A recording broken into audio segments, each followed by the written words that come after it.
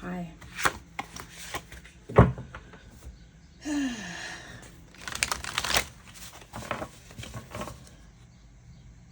Kendrick, Lamar, and Drake are the avatars for a new world order, and I'm gonna dissect that today. I woke up with a whole bunch of points because it's one thing to see it here on the physical plane, but there's a spiritual interplay taking place. And so this reading is really going to be about what do we do next, right? Celebrating is good, but you need a plan. Like, what are the lessons from this? Who's that? This is Bessie Coleman. The air is the only place free from prejudice. Well, wow. She was an aviator. Isn't that something?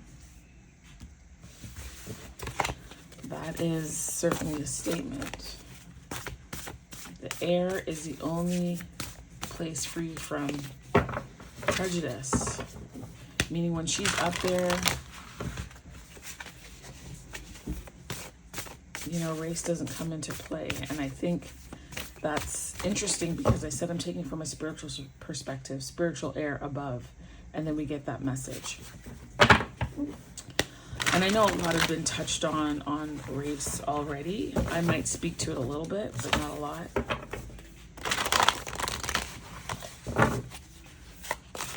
Any other messages from above? Any other messages from above?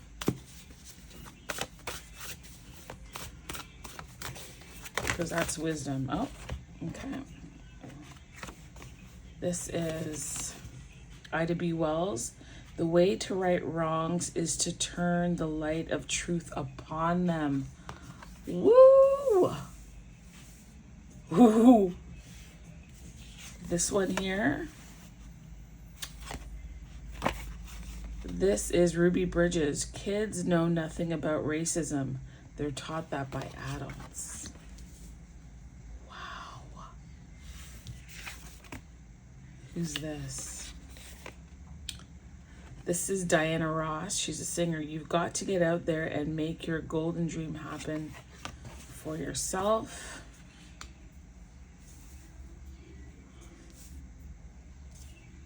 That doesn't look like Diana Ross to me, but okay. And this last one is Zora Neale Hurston. She's a novelist, a folklorist, and anthropologist. Research is formalized curiosity. It is poking and prying with a purpose. I don't touch this deck often. It's not even a deck. These are postcards. That's what they are. They're postcards. And these are perfect for what we're about to hit in. So the air is the only place free from prejudice. The way to right wrongs is to turn the light upon them. Very clearly what's happening. Very clearly what's taking place. Kids know nothing about racism. They're taught that by adults, which is true. You've got to get out there and make your golden dream happen for yourself. And lastly, research is formalized curiosity. It is poking and prying with a purpose. And we're going to poke and pry today. That's for sure. Can I bring this in a bit? Yeah. Okay. Ooh, okay. Let's go. So before we start, God, I want to tell you thank you so much for these messages. Thank you for these women, this powerful communication is coming through at this point in time. I feel that we are in a space where healing can actually begin. We are turning the tide if we handle it right. If we learn the lessons that we're supposed to, if we're willing to look at the wrongs and speak to them and correct them and teach our children better so that they actually can go after their dreams. They can have what it is that they want, right? Oh, okay.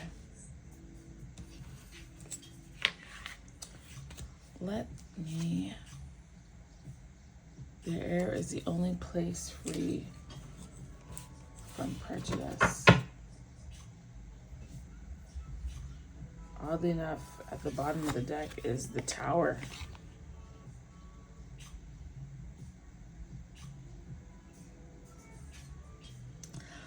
When I look at this, what I'm hearing is there's chaos down here. Things are being swept away. Things are being cleaned. There's a blowing wind. You can see that the tree is going in this direction. The tower is leaning that way. The house is going that way because of the water. There is a healing, a cleansing, a rebirth. When I look at this actually, I'm just thinking of, the Great Flood. And oh, shite. Also, like, let my people go. Let my people go. The parting of the waters, the parting of the sea. This is a critical time for us spiritually. And how we handle it will determine whether or not we move forward, we elevate, we break through to the next level.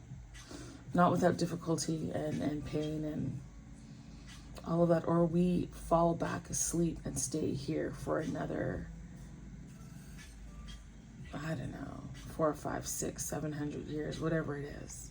This is the wake-up call. The foundations are being shook, and it's calling for a rebuilding, a reconstitution, an examination of who we are, how we interact with one another, who we are to ourselves, and what lies do we believe, and what truths do we need to accept. I'm hearing because we can also be prejudiced against ourselves.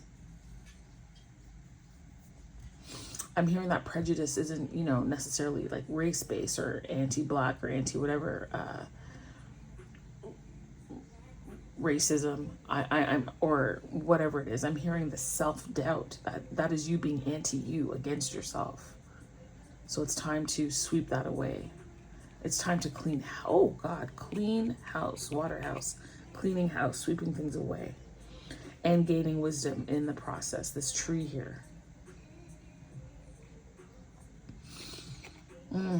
And there's a breaking off. You see how that's snapped, right? Like the top of the tower is snapped. The crown is snapped. There's a breaking open.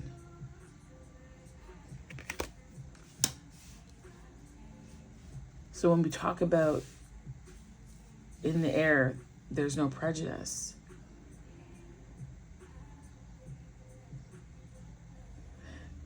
I feel like the crown has been shielded and prevented from receiving information. This cracking open, this breaking open is allowing this higher spiritual knowledge and wisdom to come through. Okay. Who is this? Yeah, the way to right wrongs is to turn the light of truth upon them again. And when you turn the truth of light upon them, I actually feel like this card belongs with both of them. When you turn the truth of light upon them, you're able to see things in a way that you didn't see. And once you're able to see things in a new way, then you can teach a new generation or your inner child, your other self, the children around you, the people around you that need this knowledge and information. I look at this gray-haired woman juxtaposed against this child. Wait, I'm hearing also seeing with new lenses. So these could have been rose-colored lenses. This could have been a way of seeing, thinking, feeling, how you operated emotionally, spiritually, financially, physically, intellectually, sexually, that you're now seeing with new eyes. Something has been cracked open to allow you to see what you should have been seeing. And this tree is the wisdom that is in it. And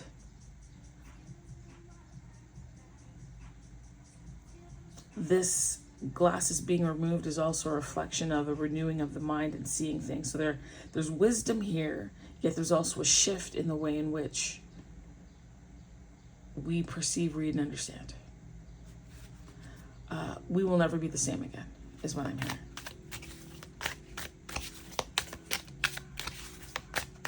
We will never be the same again.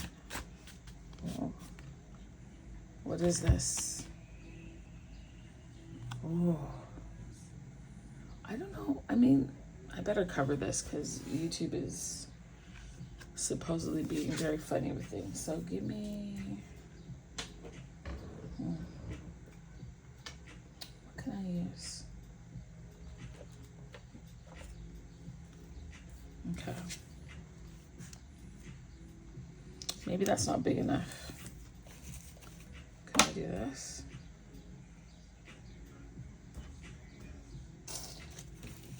Here. Takes away from the reading, but I don't want to get, you know, there. So it's a man and a woman. I can't even say they're really in an embrace. They're just kind of entangled. But I feel that this relation is symbiotic. I also notice that there's 3 cups here, down there. If you're curious, by the way, these postcards are called Brave Black First. Okay.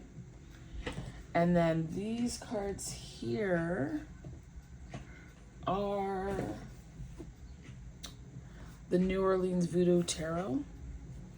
So what I am going to do, I'm going to just quickly skim and see if there's anything they want to say, because they're going to have perhaps a bit of a different take, and I want to make sure that we get everything that we can out of it. So here, oh yes, sacrifice, right? We're all going to have to make some level of sacrifice. So what I'm trying to do here is take it from a very earthly Drake versus Kendrick Lamar, and to bring it up to a spiritual place where you can actually see things from a better vantage, a wider view, to help you navigate in this new earth. And we're all going to have to make sacrifices, because this is a public lynching, by the way. It is a public lynching. And I also want to say, people, you know, I'm like, even myself, I'm like, God, how is Drake handling this? But the other question too is, how is Kendrick handling this? Because he's not joking. The crown is heavy. This is a lot of weight on him. That's why sometimes we want things very quickly, i.e. Drake. Now, Drake's going to tell you he's been, you know, in this game for a long time. Okay, whatever. But all of that came fast. I feel like Kendrick has been preparing for this moment. Do you understand what I'm saying? He had time to acclimatize. He knew what he did, he didn't want. He knew how much he was willing to give and how much he needed to keep in reserve for himself. So I talked to you about this tower here. It says the waters of the soul are deep and rich. They swirl and leap as if in a calabash stirred by T-Bon Ange and the gross Bon Ange. While all works of the mind dissolve upon the waters coming, the seemingly more tenuous fabrications of spirit find swift succor in their sweet embrace. These are the waters of return. Everything is ever as it was, nothing is changed. The touch of waters declares this truth. Their swift fingers chip at the mind, my God, and its beliefs. Thoughts fall and are carried back to their source. Return to sender. The land below the waters, the land of the spirits, calls out and gathers it from the waters we came, and to the waters we will return. The T-Bon Ange, which is will, and the gross Bon Ange, which is love. So this is about will and love joining together. This is beautiful. And they're creating themselves in the emptiness of self. So what's interesting, this information I'm giving you is for this Tower card. But look how lovely these words also apply to this Lovers card. About love and will coming together to create something new. Returning to from whence you came. There's a cleansing, a sharing, a unifying that's taking place. And everything is changed. And nothing has changed. And this is about declaring a truth, a vulnerability. It's also about exposure. Because you can't clean what you don't acknowledge, what you don't expose. Oh, and then also that the air is healing. Because in order for a wound to heal properly, it also needs air. Right? When covered unto itself, it can pus up and get infected. You need the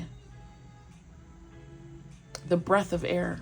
You need that as part of the healing process.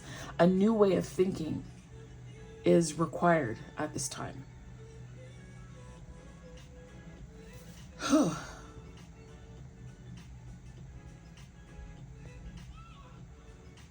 Okay. Where were we? The sacred calabash or ground is empty. Nothing moves within its walls. To create is to bring something forth from nothing. This is the work of the angels. The self of the voodooist is like the sacred calabash. It's empty, open to the act of creation, open to the touch of angels. This self has been washed clean by the waters. Yes, the mind and its beliefs, whether true or false, can embrace only a small part of existence. The waters flow within and through all. Listen, it's saying here that the self is like a child covered with the dust of play. When I hear the dust of play, like I immediately link to this wonderfully gray-haired woman. Like she's had time to play, time to experience, time to learn, time to have adventure. Oh my goodness.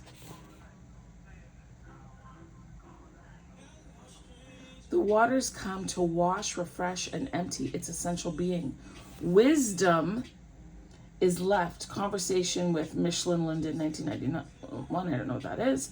The waters are the guardian of wisdom. The waters are the guardian of wisdom. And I talked to you about this tree and how I felt it was knowledge. And I don't know what's going on in this reading. Wow. This card depicts lightning striking an electrical tower and the Mississippi River. The force of the storm drives the river over the levee. The levee breaks and a car, okay, there's the car and a house and road are swept away. The waters reach out to recover the land taken from them. Whoa! Whoa! Whoa! Whoa! Whoa. Recover to take back what has been taken from them. Building, oh!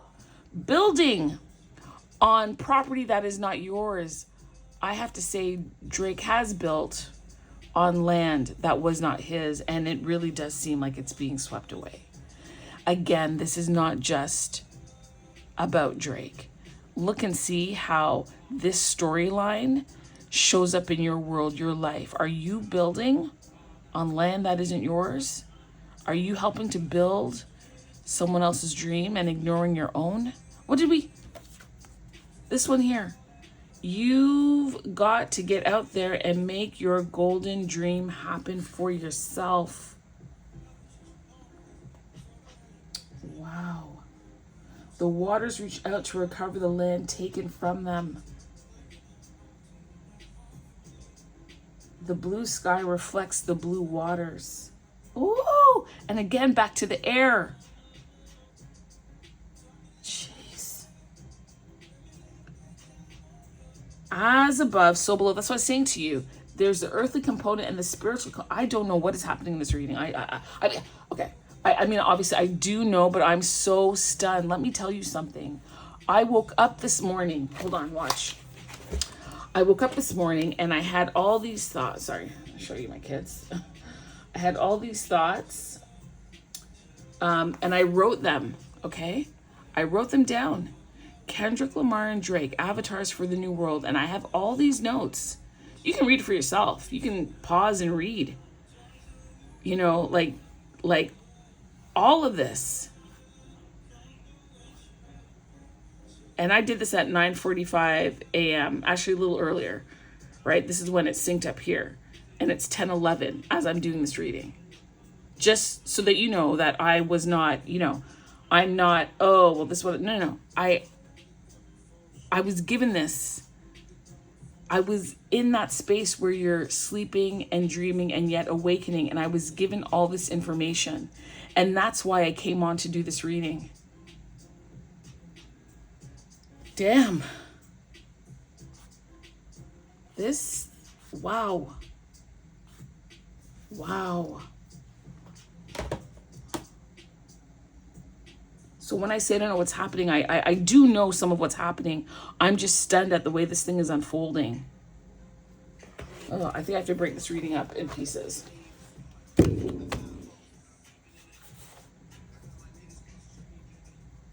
And that's hilarious. Guess who just came on the radio? Switzerland chocolate. Wow. Okay, God. As above, so below. The images of this card are taken from an area of New Orleans known as Riverbend. The land between the levee and the river is a popular site for ritual. The land between the river and the levee is a popular site for ritual.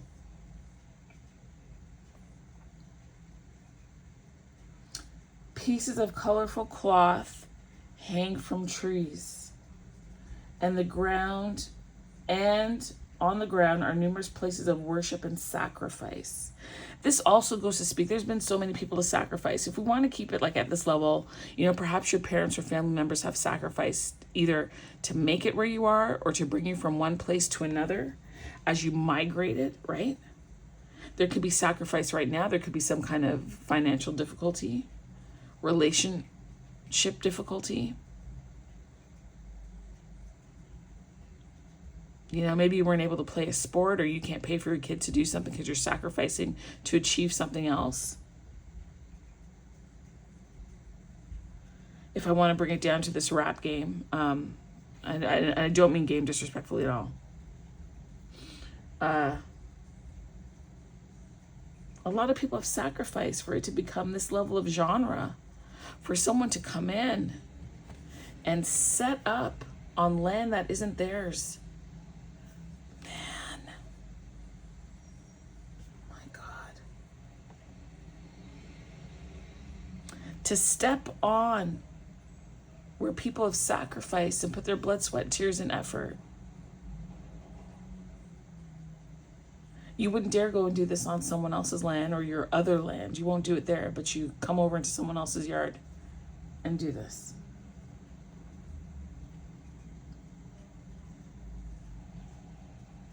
When contemplating the waters, it is always good to remember that much of the city of New Orleans is below sea level.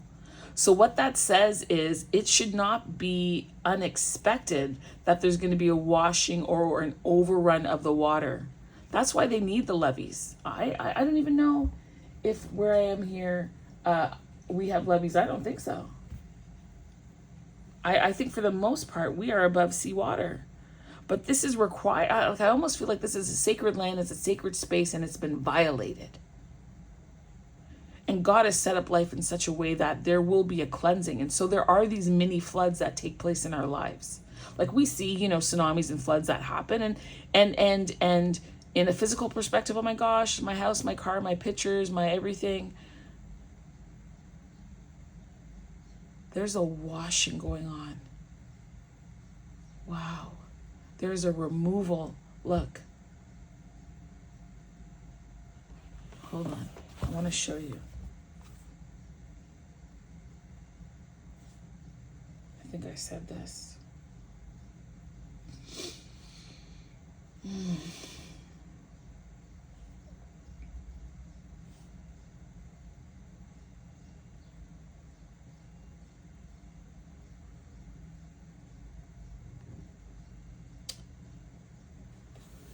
It's funny. I put here, can you defend on this level? We'll get to it later. But can you come back and create peace, right? Within your home, your family, your community, within yourself.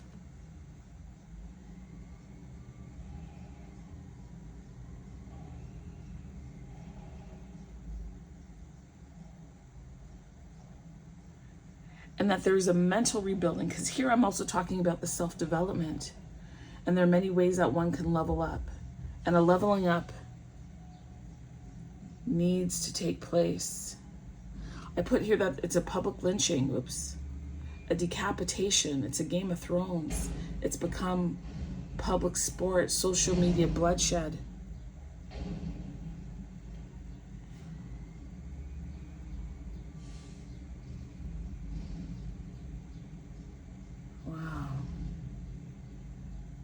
Wow. Get this out of the way. Okay, where was I?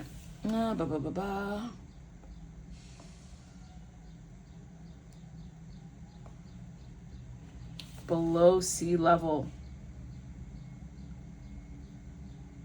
It's almost like in due time, or it should be expected, or it could happen any moment, or that water coming in, that knowing that damn it, we've been here before. We've had this kind of trouble before. But here's the thing, if we've had this kind of trouble before, why allow it to build again? Why allow it to build again? Maybe, and it's a message. It's a message that certain things can't stand. But it's also a message that we shouldn't let these things in the first place. I'm also hearing there's a level of fertility here.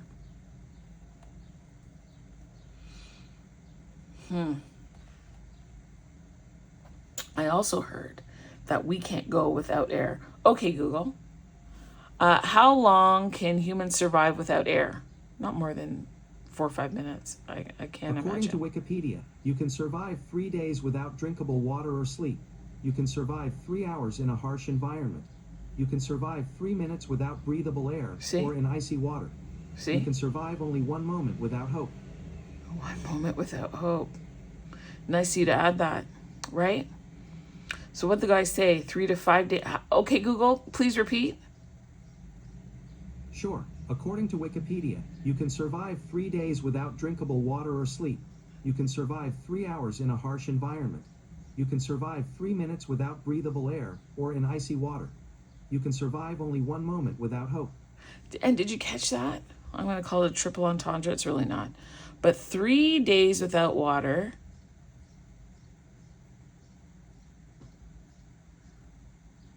3 minutes without air.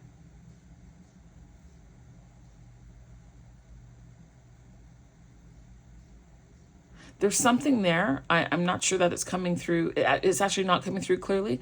I can just feel it and my mind is swirling. But there's some kind of... Okay, Google, repeat. Sure. According to Wikipedia, 3 hours, 3 minutes. 3 days without drinkable water or sleep. You can survive 3 hours in a harsh environment. You can survive 3 minutes without breathable air or in icy water. Okay. You can survive only 1 moment without hope. 333. He went from days to hours to minutes.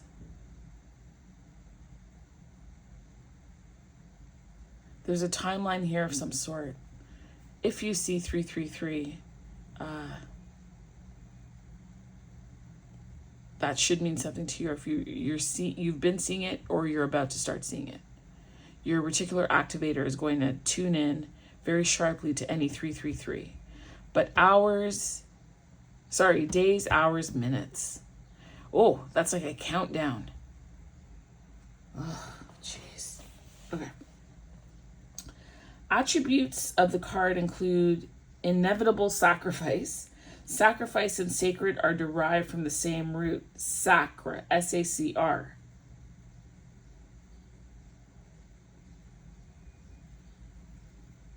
So it says to sacrifice is to make sacred. Yo!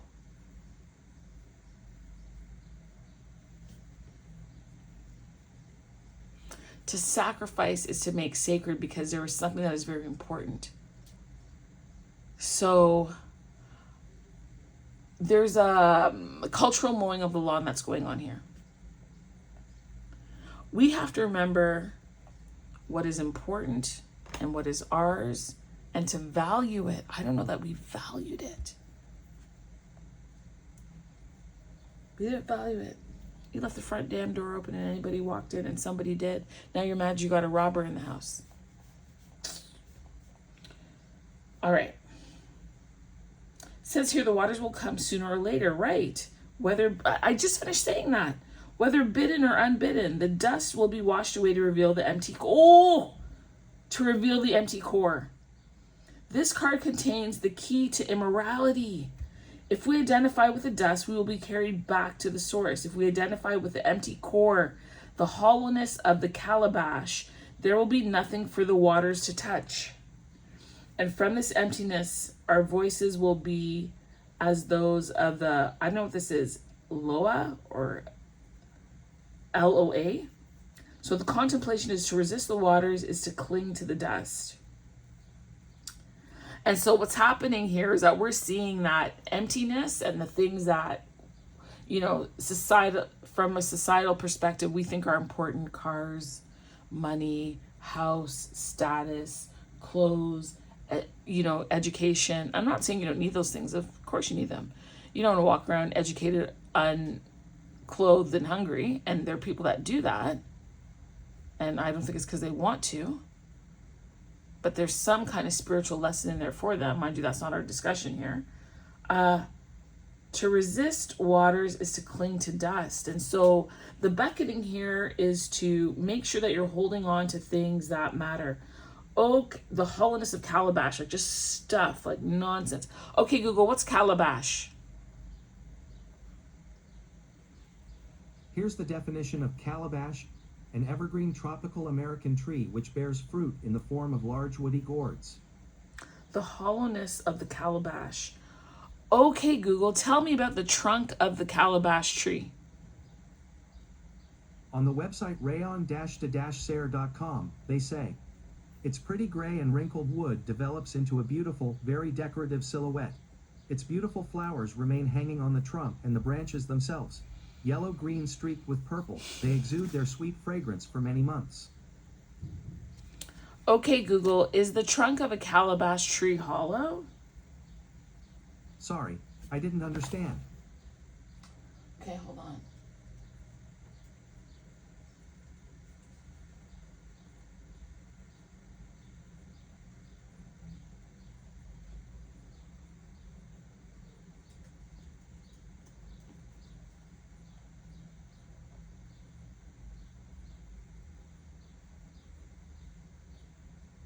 Right. Okay. So,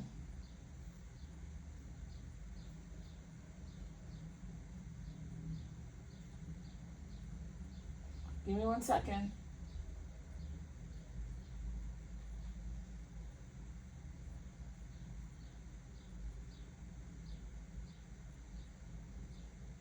Give me 1 second. I'm looking up something about the hollowness of a calabash. So, the calabash is a fruit.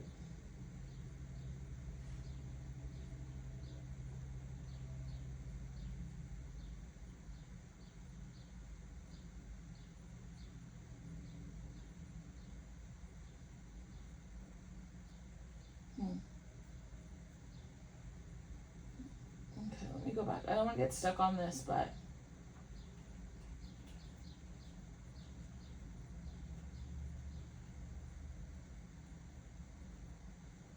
hard and hollow. Look at that. Do you want to remain hard and hollow, meaning you are of no substance? And if you are hard, you cannot sway with the things of life. Like, for example, when they build a tower, right? They don't build a tower rigid. The tower has some give because there's going to be wind and rain and things to push it. If that tower is rigid, it snaps. So you don't want to be hard and hollow like the calabash. This is a tower. I feel like it's an electrical tower and it's hollow. There's no real substance to it. Woo! And the air has helped to snap it. Along with the water, the elements are against you. Lord have mercy. Ugh. Sacrifice is unavoidable and often misunderstood. Violent, physical, or emotional upheaval, revealing core issues and aspects of the self. That is what is taking place. Listen, how long have we been doing this? We are 34 minutes, and literally, I'd say we maybe spent 24 minutes or more on this one card and how it impacts these cards here. This is such a reinforcement. Now we're going to go into the Lover's card that I had to hide here. Hold on. Okay. So it's Marasa. It's duality. It's lovers. And it's almost, I just heard that like Kendrick and Drake are not opposite sides of the coin, but they're on the same continuum. It's a line, right? It's not heads or tails here. It's not. It's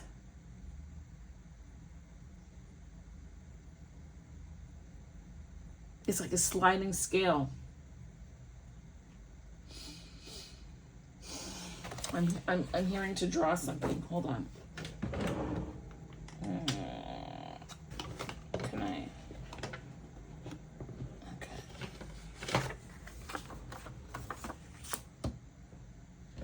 Do I have?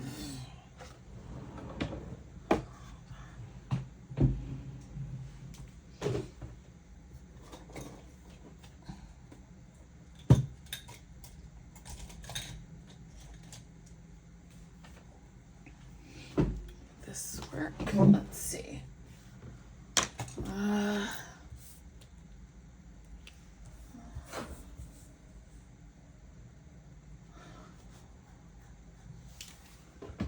Give me 1 second. I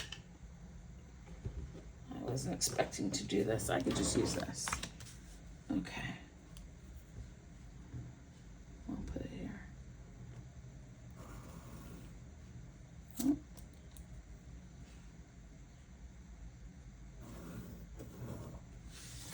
Okay. What card is this? I'm just curious. 15, 17. 17 is the star. Yeah, see, something new is being rebirthed. Something just told me I needed to turn over this card. Because I don't like to use my cards as rulers. You know, I think it's, you know, disrespectful on some level. So this is the neutral point, right?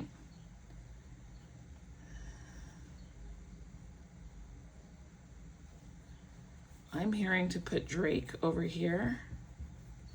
Oh, maybe that's too small. Sorry.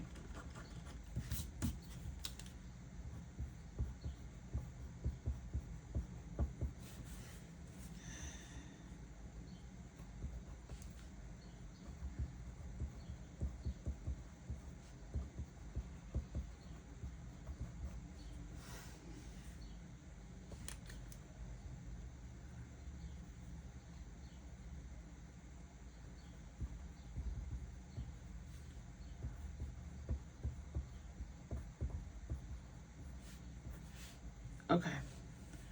So could we zoom in? Let me go here. Okay.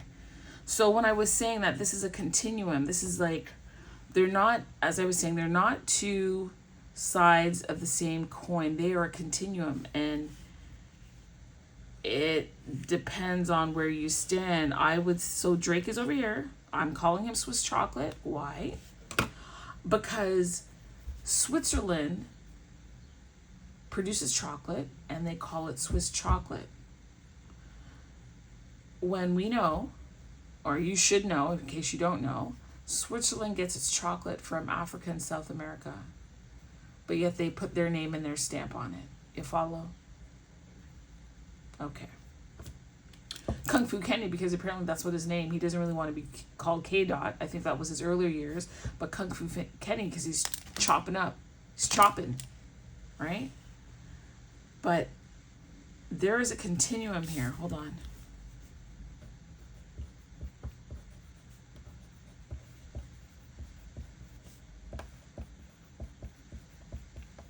Oh, wow. I just heard culture wars. Oops.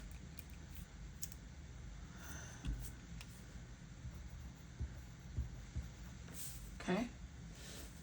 Hope you can see that. So this is what I'm saying, right? There's a new world order. The question is, where are you? Where are you in this slide? And I'm not saying you're on Kendrick's side or Drake's side. I'm asking you to understand, where are you on this line, on this continuum, right? Are you the Drake who's being broken down? Right? Is that you? Are you being broken down? Are you being forced to reckon with yourself? Are you the water that's coming in to clean and right some wrongs? Are you developing yourself mentally, emotionally, and spiritually to prepare for what is next? Are you utilizing wisdom? Are you cleaning out any bad habits that you've learned? Are you making way and preparing for your dreams? Are you helping to build somebody else's dreams? What was this girl again? This lady, this woman? Sorry. Forgive me. Yeah, research is formalized curiosity. It is the poking and prying with a purpose. What is your purpose? What are your dreams?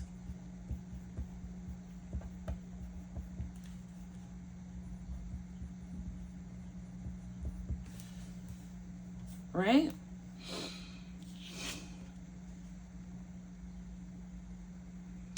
What have you been taught that you need to forget? What is it? Right? Let's continue on. All right, so we're back to this Marasa, the Lover's card. So it says the Marasa are the divine twins of the VooDoo pantheon. On the diagram of the Tree of Life, they occupy the path of Zane, attributed to the lovers or twins, Gemini. And see, Gemini. I almost want to say, like, in a weird way, they are twins. They are a reflection. They are a mirror. Drake is a mirror to Kenny as to what he never wants to become. Oh, shit. And Kenny's a reflection to Drake as to what he would like to be. Oh, my Lord. Whoa. And look.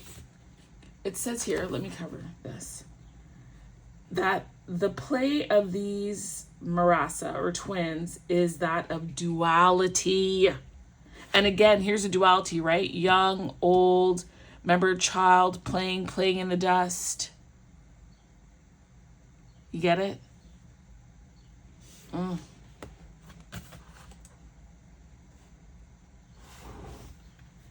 It says the lovers locked in internal embrace upon the brink of nothingness. Theirs is the existential courage to divide and be. The duality, which is the Marasa, finds its obvious expression in the symmetry. That is one of shared characteristics of all planetary life forms. The parts that comprise the symmetry are non-antagonistic and dependent upon one another for their very existence. Because without one another, the other would...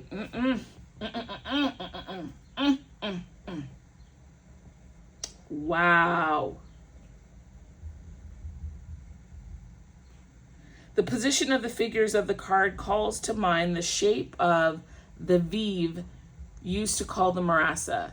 This, I don't know if I should call it Vive or Veve. V-E-V-E, and it's got the two, like, accents. Is that accent aigu, I think?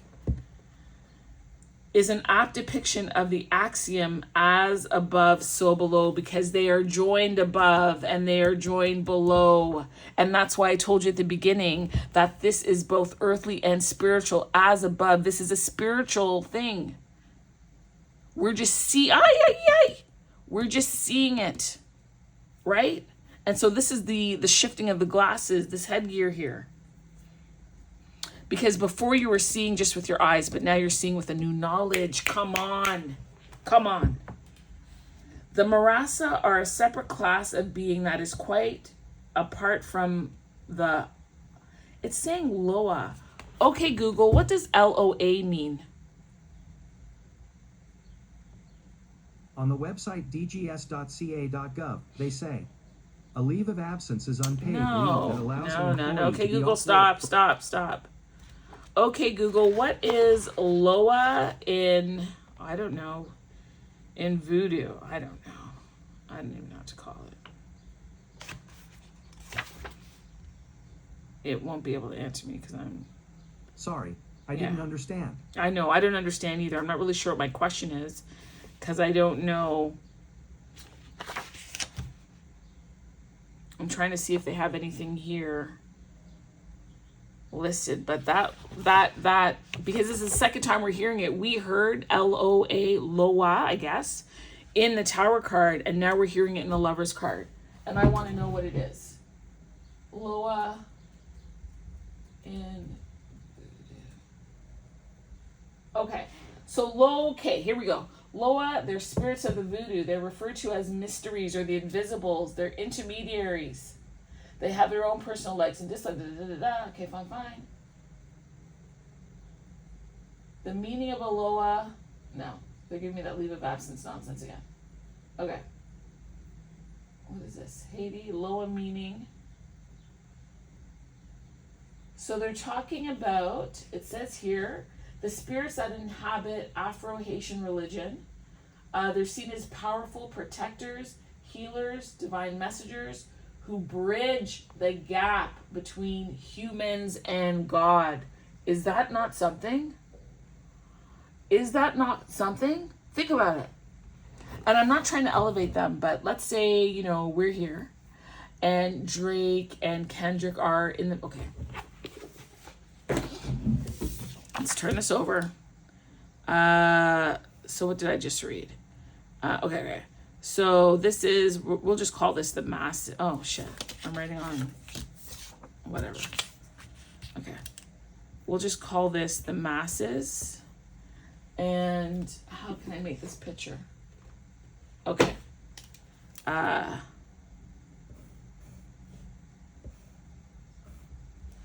This is, we're going to call this Drake, and we're going to call this Kenny. And then up here, we'll call it God. We'll say God and angels, just because it's the spiritual realm.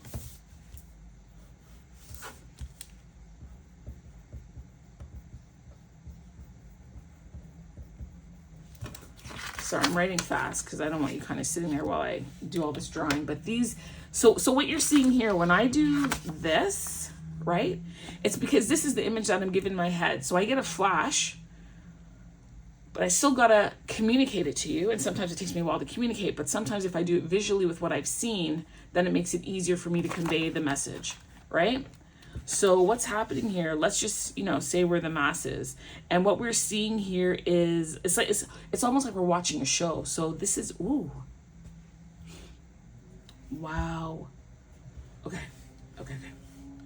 So, okay. We're going to call this the screen. This is the theater. And this is like the producer. You understand? Because what we're seeing here, all of us are kind of watching this happen, right? So Drake and Kenny are on screen. We are in the theater watching this, and the producer is God and the angels. So this is what I mean. That this is like, I heard spiritual warfare. Ooh, I want to say something else. A lot of people like to use the term goat. Now, it depends on what you believe, right? And lately, goat has become to mean greatest of all time, right?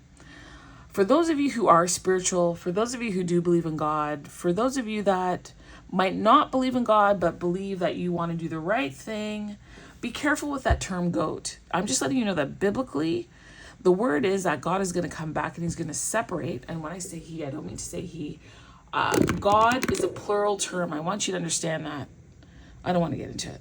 But Elohim, God, in the beginning there was God. And when there's God, it was God, the Holy Spirit, which is the feminine representation of God, and God the Son, right? These were existing pre the earth, if you believe that. I accept it, okay? Just so you know. But when God returns, Father, Son, Holy Spirit, Father, Son, so Father God, Mother God, and the Son, there's going to be a separation between sheep and goat. You don't want to be a goat. I'm not saying that you don't want to be the greatest of all time and you don't want to achieve. Society has a way of turning vernacular and taking what seems wonderful or changing the meaning of things, such as the rainbow, right? Or the previous name of a cigarette, or, you know, what it means to be like certain things. Like society has a way of changing language and meaning. And you getting tricked to think that you're going the right way when you are not. You're not. So you don't need to be a goat. Just do your best. Watch the acronyms and the labels we allow to be attached to us, because it really can be detrimental. Okay? Mind that. Mind that. Because you don't want to be a goat upon the return. Okay. Let's keep going. Let's keep going. So we're talking about, so I'm reading to you this Lover's card. Okay. It says here that they're a separate class of being now. So that's why I started to draw this. It's quite set apart from the Loa, meaning from other spirits. So we are the other spirits. Okay. They are ancient beyond reckoning. There are many stories that relate to the origin of the twins. Perhaps a Yoruba legend presented here in a much shortened form is the most worthy telling. So I'm going to read this legend. This is a bit of a different reading simply because I believe it needs to have the, what time is it? The importance of it. Okay, good. Presented properly. There's a lot of imagery. There's a lot of meaning. These decks are different, meaning it's not going to be your regular tarot. So I am going to go into it because I don't want to miss anything. And this is also, I feel like, a teaching, lessons, insight and information, and it cannot be cheated, skirted, or cheapened. Okay. So here we go. We're going to learn about the origin of the twins. It says, in ancient times, there was a man who was a farmer. At his touch, the fields sprang to life and the crops were abundant. But the monkeys of the region plagued the farmer. They came again and again, taking much of a... Gosh, whoa. Taking much... Oops. Oh, that is funny. Oh, whoa. Whoa. Like, my book hit the deck of cards that I have over here at the side. And we're talking about like a farmer and planting.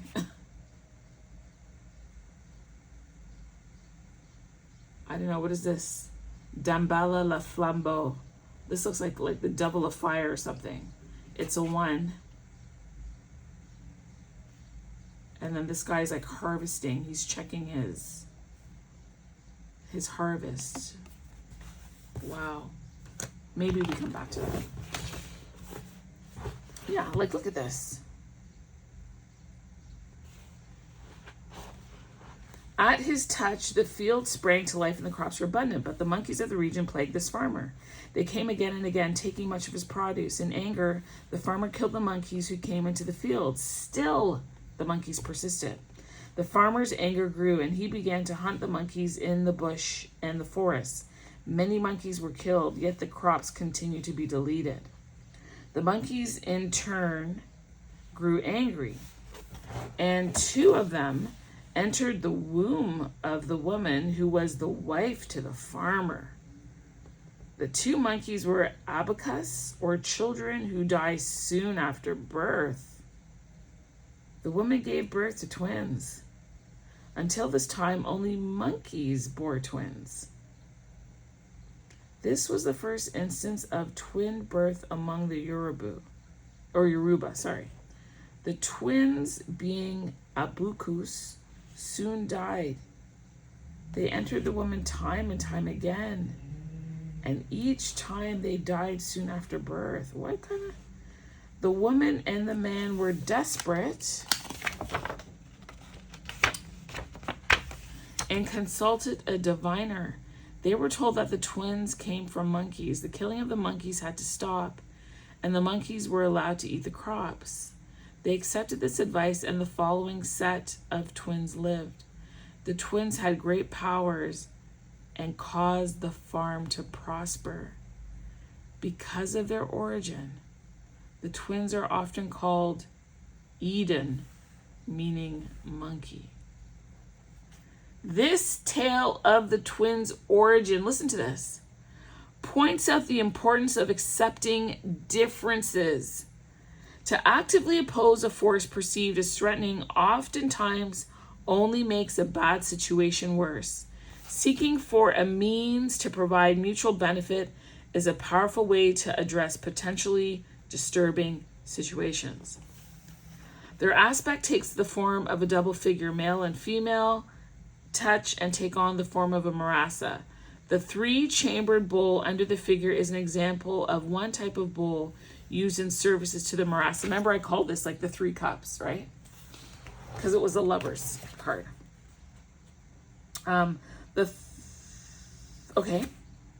Okay.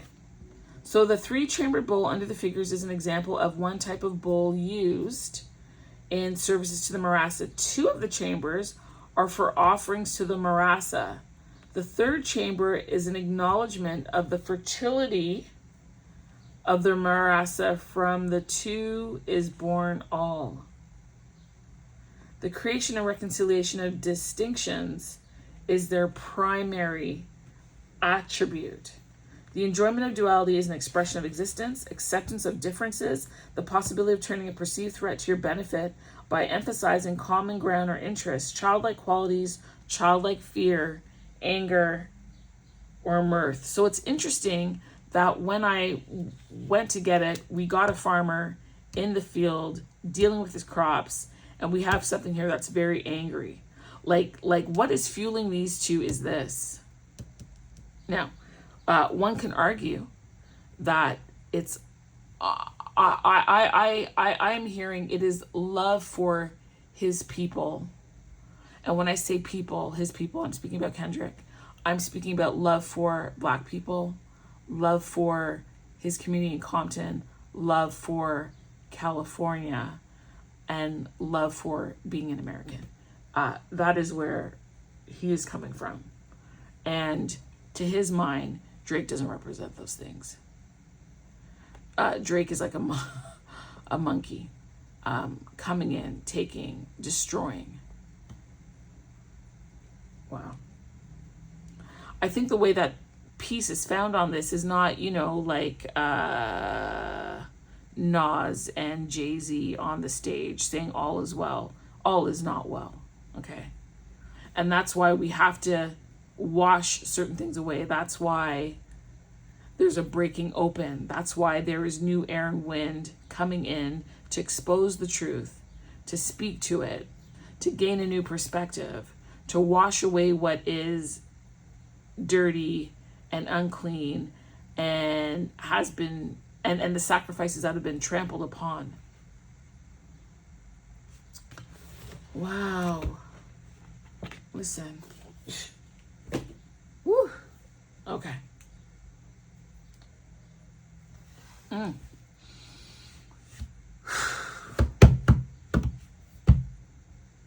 Holy. I didn't even get into this. So let's God, where do you want me to go from here?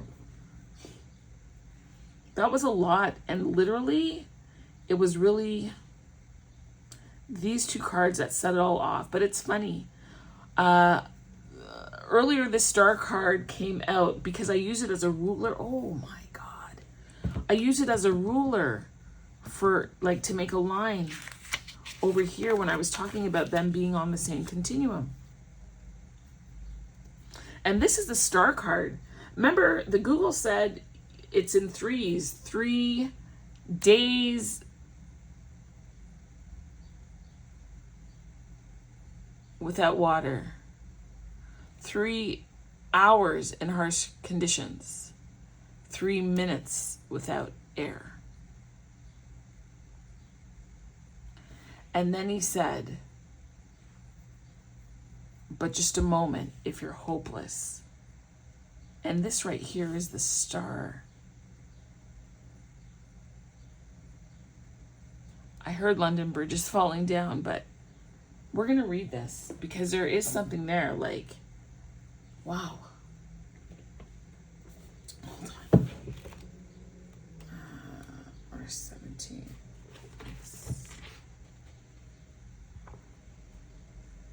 Look at that. And the title of it is A Clear Road, right? Because part of my thing, what I got this morning was, what do we do? Like, how do we move forward? How do we move out of this, right? How do we move away from this? Right? Like, what is the message? What is the battle cry? Where do we go from here? On a larger scale, but to be more specific, where do Black men and Black women go from here, right?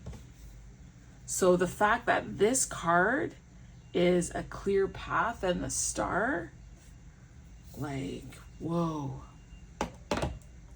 That's a whoa. So let's take a peek.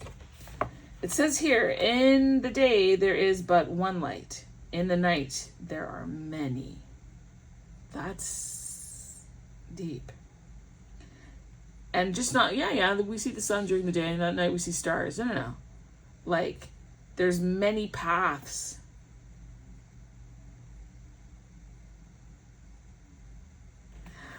I'm also hearing that we should not see Kendrick as savior. He is not the star. He is not the path. He's not the clear road. He is simply a way to wake up the consciousness of people.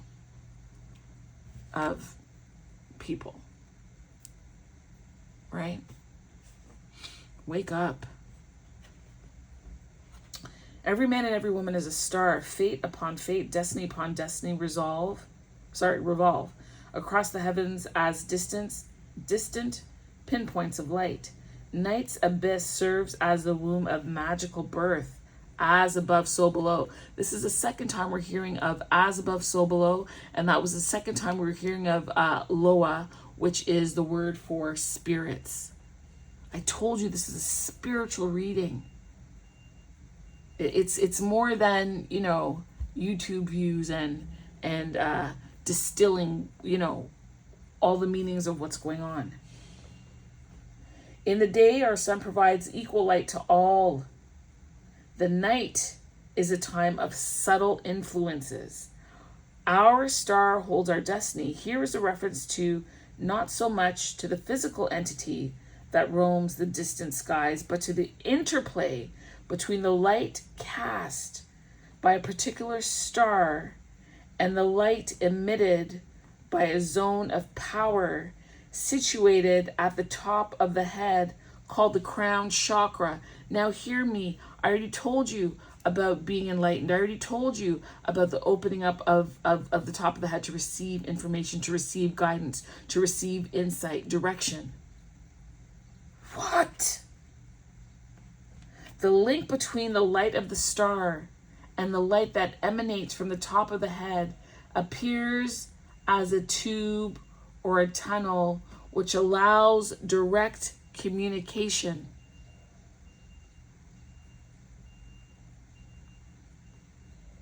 With the reservoir of our destiny. Do you hear that? This moment was meant to unlock, unleash, tap in, make you aware that this is but a special time. I put here New World Order. My heading for this was Kendrick, Lamar, and Drake, Avatars for the New World Order. This was the download, all the download I received before I started doing this reading. And look at what the card is saying. Look. Oy, oy, oy. It says the star can be visualized as a calabash or a large hollow gourd containing our destiny. Did we not talk about calabash? Where was it? Hold on. Yes, because I had a question about the lovers and it talked about the, or was it this? No. It was the Tower card talking about the calabash and it being hollow and you being swept away. If you cling on to what is hollow and if you cling on to the dust, you will be swept away. And here we are talking about the calabash again, how it all is linking up is just, I love the way in which the Holy Spirit speaks to me. I love the way that I am communicated to and through. I'm so grateful, so thankful.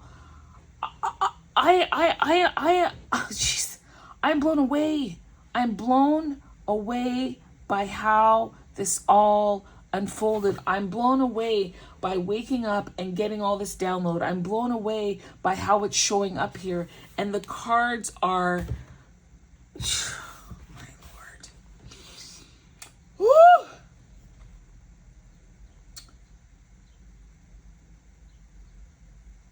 So what's happening here is with this star card, we are connected.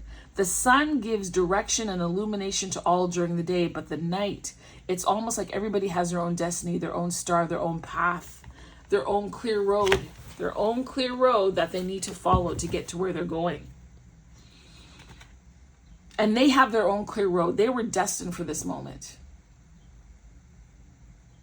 They were destined for this moment. I think in one of Kendrick's songs, it like Hide the Bible of God Watching, and that singy song. What was it? Na, na, na, na, na, na. Like, who is he if he doesn't? They have to go to war,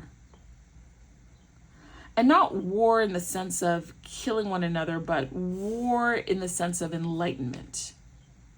Enlightenment isn't just ding. No, you got to go through some stuff sometimes to get it, and that's what this is. And we each have our own clear road that we need to follow. We each have our own designated night star. Oh, it's almost like the three wise men and how they have to follow the star to find the Savior, right? You have your own star that you need to follow. Your own path that you need to embark upon and do so, if this makes any sense, both humbly and boldly. Do you understand? Boldly in the sense that you're trusting. You're utilizing your discernment. Oh. God, I just thank you so much. You know, I don't believe I prayed at the beginning of this. I try to remember to pray, but for me, I always believe that God is present. I always believe that I'm being watched. I believe that I'm in a protected space. That when I go into the spiritual realm, when I'm receiving these messages, that no unwanted entity or spiritual being is here or can attack or influence or infiltrate. I operate in that energy. That said, I do want to take the time to give God thanks and say I appreciate this. I acknowledge you. I'm so grateful for you allowing me insight and connection and understanding and giving me the privilege to tap in. I thank you for this gift. I thank you for the selection. I thank you that I'm able to share this message. My God. My God.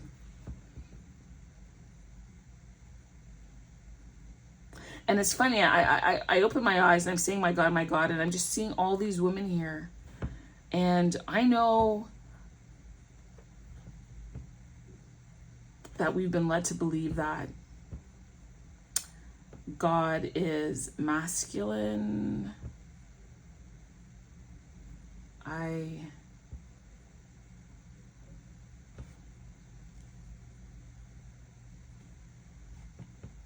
You need to recognize Mother God. She's very much present. This is the womb and this is the water breaking. Oh.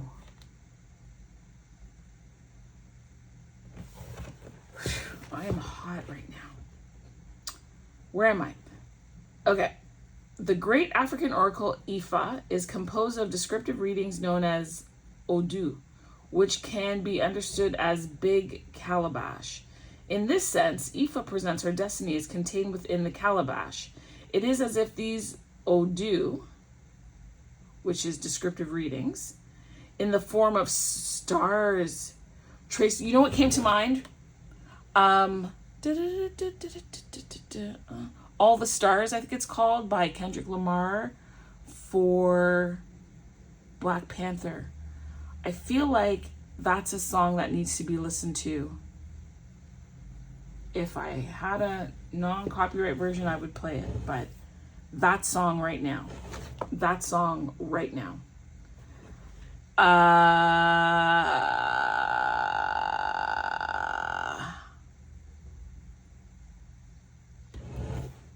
Yeah. Black Panther.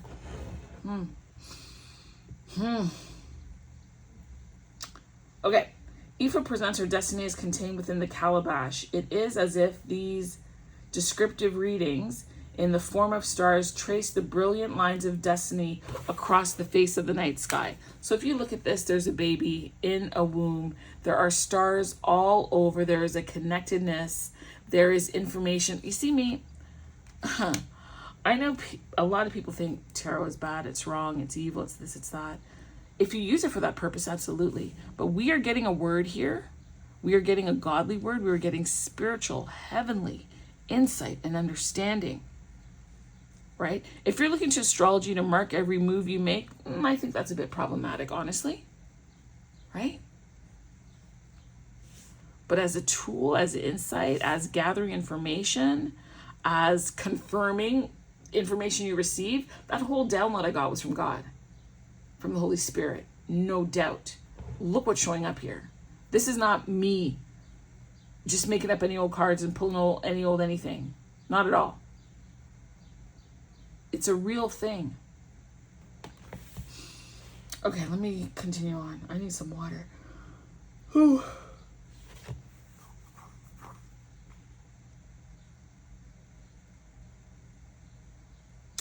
The dark night of the soul occurs when the sight of the star and the sense of connection to the star is lost. Wow. Wow.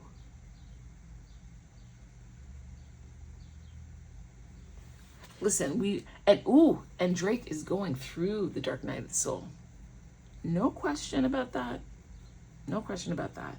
He has lost his connection to his star. It says then the practitioner is seemingly cut off from his or her destiny. The road is blocked. Efforts to break through end in failure or drag on into repetition, devoid of result. If Zetoile is positioned in a reading to cross the questioner, this dark night can be expected. Experience teaches that the dark night is the most likely to yield benefit if it is viewed as a form of communication between the universe and the self. I want to say that I believe Kendrick has had many a dark night. I think I heard somewhere that he maybe suffered with depression or anxiety. I'm not sure if that's true, so I don't want to, I'm not trying to spread any, false information here. But without a doubt, Drake is definitely having a tower moment and having to go through some reassessment. I mean, if he is ignoring this, if he is not digging and diving deep, then you're a total dweeb. Like, this will repeat itself, and because he didn't learn from, I don't know, Pusha T and whoever else before him, he thought he could just keep being the Goliath, and he quickly got iced out by he got hit with multiple stones. Lord.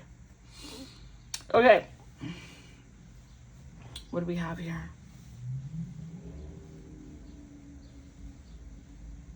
Look where the blockages lie. See if they leave a trail back to the actions or a lack of action that offended the Iowa or ancestors. That's why I'm saying it's spiritual. It's also ancestral. Like, we have this gray hair lady here. And what was her message? Yeah, the way to right wrongs is to turn the light of truth on them. And that's what's happening. That light of truth, this spotlight is hot. It is large, it is big, it's a lot. And I also feel that there's an ancestral involvement in this. There's a reckoning, awakening, the time has come, it's overdue, long overdue. Let this be a message to others who try it. I hope this sends shockwaves. Like, every industry, every country, every nation, every community, every household, every neighborhood, every city, every province, every state. This is galactical. Okay, you got that?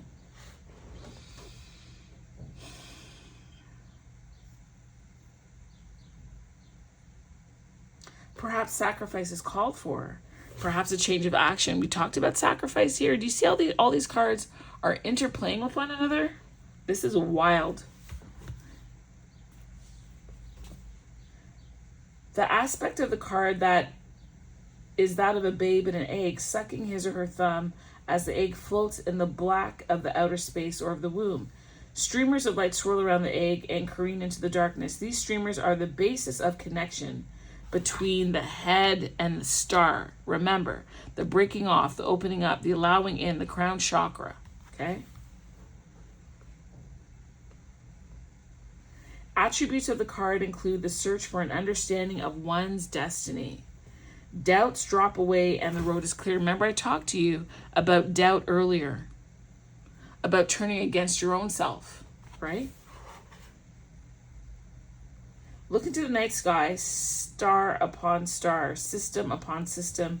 Feel for the star that carries your fate. Coming to terms with one's fate and obtaining the clear sight and strength that this action brings, dedication to a life work. The road is clear, the star in sight. Like, wow. So I'm gonna do this. Okay.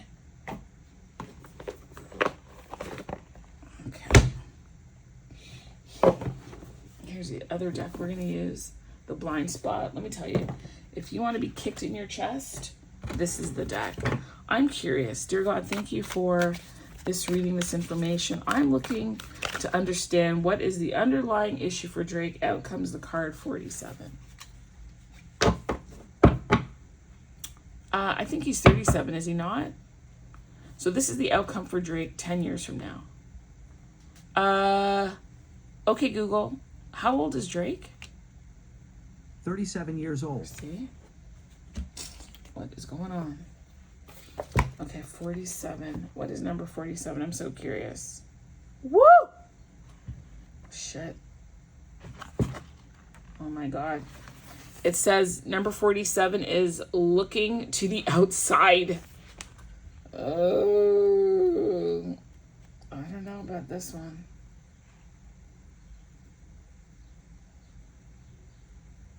Okay, let's go. Looking to the outside. Like, I'm just looking at this. Like, there's all these things looking in. I'm not sure if this is... So this deck is very abstract. Like, this lady got this stuff in her dreams. Okay. This could be an eyeball because you're looking to the outside. So this could be things coming into this eye and they're looking out. And again, it's funny that there's this angle here.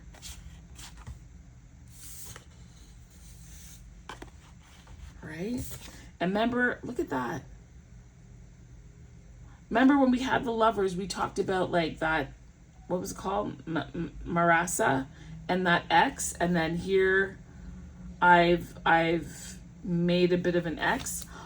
His fortune could be, his fortune is shifting and changing. Right?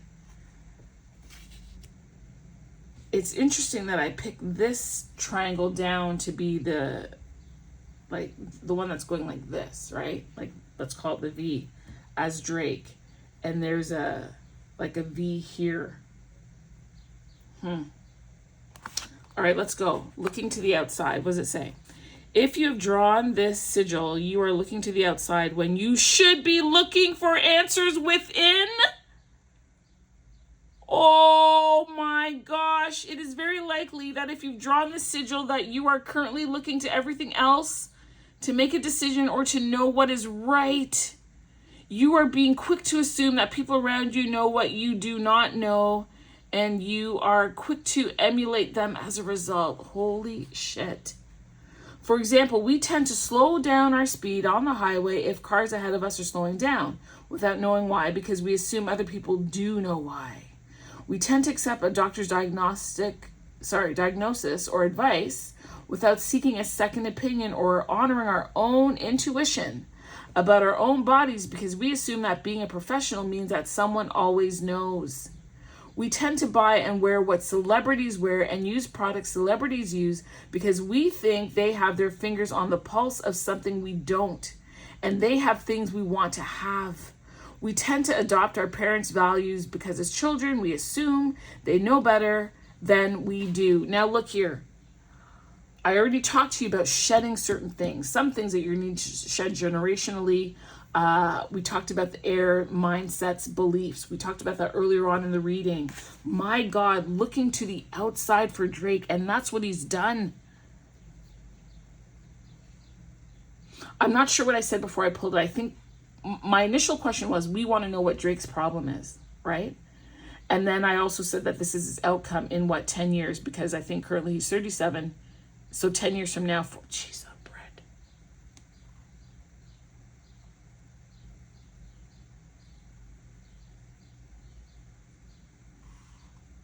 Look.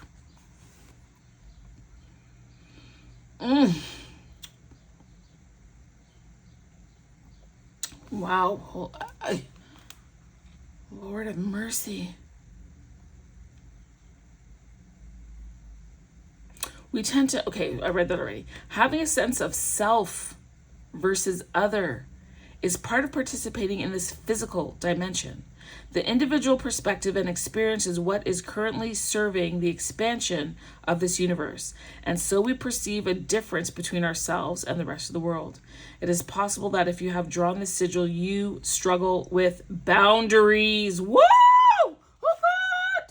Oh my gosh. Oh my gosh. A boundary is the imaginary line that uniquely defines your personal happiness, your personal feelings, your personal thoughts, integrity, desires, your personal needs, and therefore, most importantly, your personal truth from the rest of the universe. Personal truth cannot be defined by anyone else other than you, because no one can step into your body and think and feel and desire for you. Developing boundaries is a crucial part of finding and then expressing your true self. It is a crucial part of making the decision that is right for you personally. Sometimes we need to stop being defiant and respect the validity of the perspectives of people who are experts, people who know more than we do about something, i.e. rap, i.e. Black culture. Okay? That's not you. It's not you. And part of it is going within and accepting, because you are, whether you're trying to or we've allowed it to pimp us,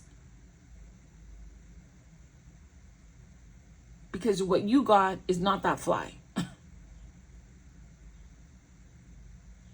No one's really interested in that. And so what has happened is he's taken the flash of Black culture and utilized it, the flash of the rap culture, the toughness of Compton, and what do you call that? What do you call that? Hold on. You know what I'm seeing? I'm seeing a farmer. It's not called biohacking. Why am I losing my train of thought? I know what I want to say.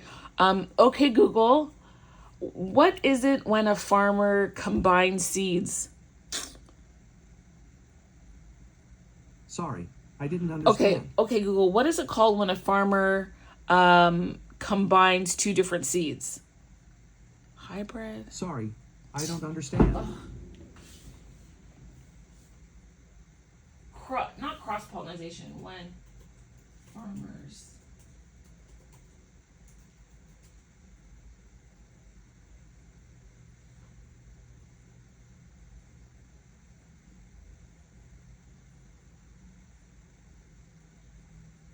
it's funny. I just looked up there's a certain word, I don't know why I'm drawing a blank.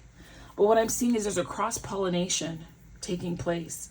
Again, it's taking bits of this and this and that and that. And it says here that it's a hybrid. Hey. And it's expensive to develop and difficult to produce, right? And when you do that, you don't produce the next true generation, is what it's saying here on Google.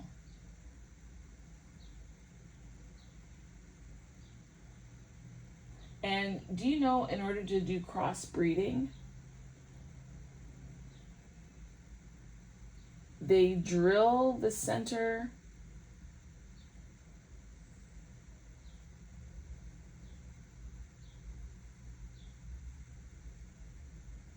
of a seed and the other half, and they kind of like put it together. But what you've done is you've distorted the my lord. Whew, this reading is killing me.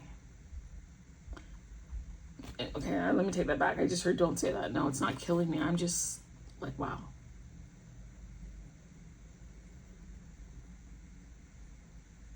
Developing boundaries is crucial to finding and then expressing your true self. It is a critical part of making the decision that is right for you personally. Sometimes we need to stop being defined and respect the validity of the perspectives of people who are experts, people who know more than we do about something. But if you have drawn the sigil, this is not that moment. You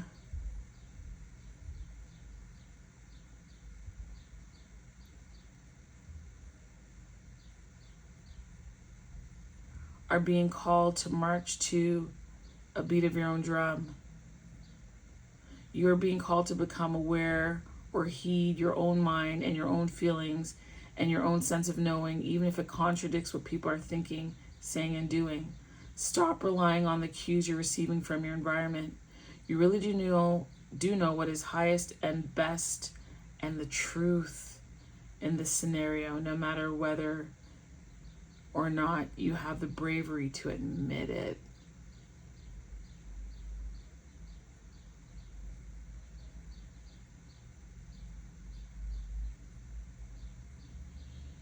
So there's a couple of things here. It's about recognizing your own internal truth, listening to and trusting yourself more so than other people. And I think that's been his failing.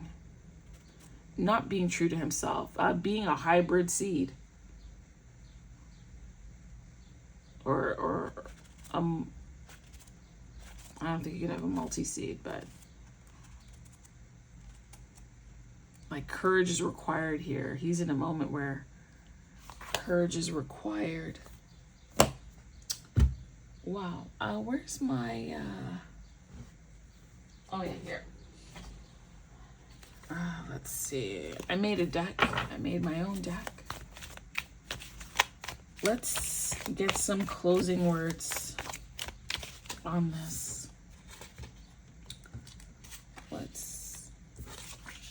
Is everything in the camera? Let's do this. Don't put, oops. We're gonna put New World Order there. Okay, God, we are closing up this reading. We are our ancestors' greatest dream. I heard that somewhere. Okay, Google, who said we are our ancestors' greatest dream? On the website alamedapost.com, they say, the expression itself has often been credited to New Orleans artist and activist Brandon B. Mike Odoms, but it has circulated in the Black community for years. Okay, Google, repeat. And we're talking about New Orleans here with the river. Sure. On the website alamedapost.com, they say, the expression itself has often been credited to New Orleans artist and activist Brandon B. Mike Odoms, but it has circulated in the Black community for years. Isn't that something? It's a New Orleans person that said that. And we... Jeez. Okay. These slid out, so we're going to take them. This last message here was research is formalized curiosity. It is posting and prying with a purpose. Let's move that out of the way. Walking on water, a miracle to do and see the impossible suspending disbelief, controlling the elements. We spoke somewhere over here about the elements. I think it was a Tower card. This is supposed to be Jesus walking on water. This is the wall of Jerusalem, the repair of the breach. That has to do, I feel like, with the star in a way, and how all these major arcana are connected. The Tower, the Lovers, the Star. 16, 6, and 17. 16, 17. Okay.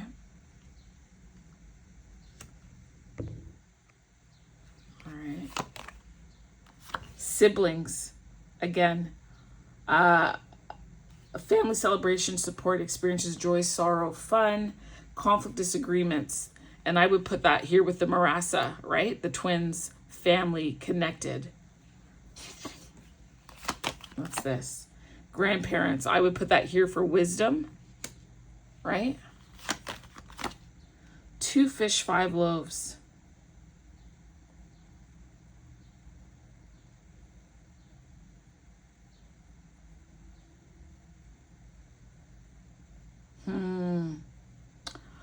I heard be careful what you multiply.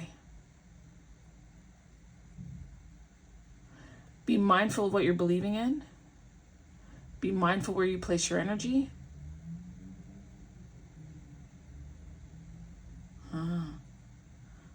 Okay, Google, can you read to me Matthew 14 verses 17 to 19? Sorry, I don't understand. Oh my gosh, really? Okay, Google, can you read Matthew in the New Testament? So Matthew 14 verses 17 to 19. It's going to say no. On the website biblesociety.org.uk, they say, 17 feet we have here, only 5 loaves of bread and 2 fish, they answered. 18 feet, bring them here to me, he said. 19, and he told the people to sit down on the grass. Taking the 5 loaves and the 2 fish and looking up to heaven, he gave thanks and broke the loaves. Okay, Google, repeat. Sure. On the website biblesociety.org.uk, they say, 17 feet we have here, only 5 loaves of bread and 2 fish, they answered. 18 feet, bring them here to me, he said. 19, and he told the people to sit down on the grass. Taking the 5 loaves and the 2 fish and looking up to heaven, he gave thanks and broke the loaves.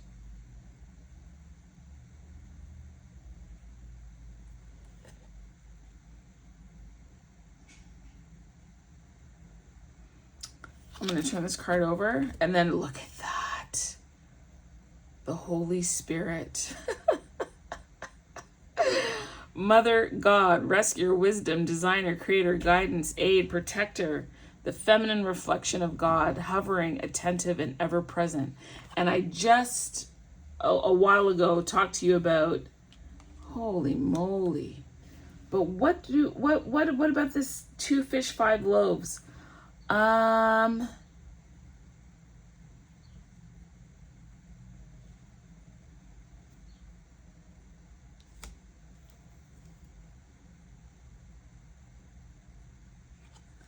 gonna put this here. The minute I said I'm gonna put this here, I put, it's, what is it? It's 7 p.m. This it's 95 degrees. That's what I heard. I ain't got no, and no, got me. All right. Why? I know the parable, but what is it? Oh, this could have to do with the land, that the fish are from the water, and like the bread is something that you grow, and the farmer, I think, oh, okay, wait. Oh, here it is. Okay, can you clarify the 2 fish, 5 loaves? Like, why is that here? Okay. Water into wine. It has to do with miracles and believing. the burning bush, illumination, purity. And to me, this has to go with her saying like illuminating the truth. And then businessman. I don't know where to put you.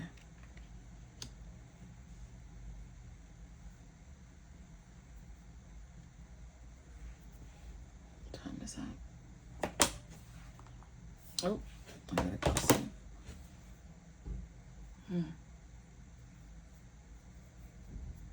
Businessman.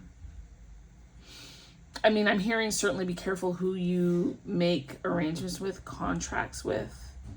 And it's, I really wasn't planning it, but how it's connected here. You need to be about your business.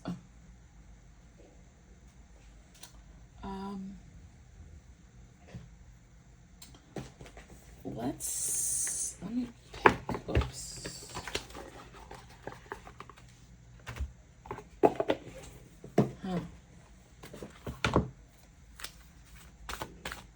So I pulled a card for Drake already, and that was, where's that card now? Anyway, it was the number 47.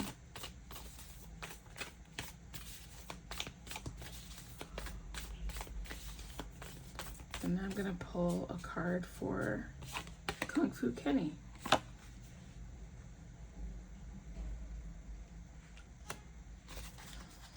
Okay. 37. Oh my God, isn't that something? It's number 37. What is going on? Okay, first of all, there's so much stuff here on my desk.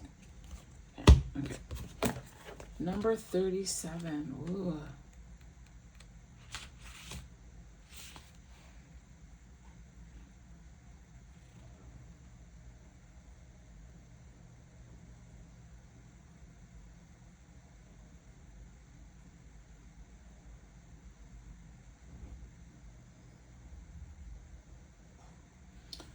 Okay. Descend. But where did that card go? Did I put it over here? No. I don't understand what I did with it. Oh, it's under here. Okay. 47 and 37. When the ascendant describes how you enter the world, the descendant is the place where you invite equal others to come into your world. It describes how you see these peers, what you project upon them, and what you were trained to respect in them. The descendant is where the sun would be at sunset. Now that's interesting. I don't know what else is going to be said, but that's interesting based on the fact that we just finished talking about the stars and the sun. I'm recording. You waiting for me to do whatever, right? Or what do you need? It ends in a 6, but give me a moment to finish and then. No, like I like those things done behind you or whatever. But give me a moment. Okay. So the action is look at how you invite others to dance with you, to relate. Be welcoming while also keeping healthy boundaries in place. We just talked about the continuum of Swiss chocolate and Kung Fu Kenny, right? We just did that. And about how the part of the problem for Drake is that he doesn't have boundaries. But Kenny does. This is Once you feel comfortable about your ground rules for the people you bring into your life, it's easier to open your heart. If you notice that you keep people at a distance or avoid meeting new people, investigate this habit. Though it might have been important to protect you, protect you at a certain time in your life, consider how it's working for you now and what would help you feel safe enough to open this door. And that's what he's done. This has opened the door to a lot. And that's why I said at the beginning, like people are like, oh my God, how's Drake taking this? How is Kendrick taking it? this is a lot of weight. Like, think about it. He has to be careful. Because people are always coming for the king. Like, if you look at anyone that's leading, be it within an organization, a city, a country, a board, someone is always coming for you. He has to be careful with what he drinks, who he takes things from. And there was always a freaking Judas. Always. So I pray for his protection. I do. Let's see what we got here.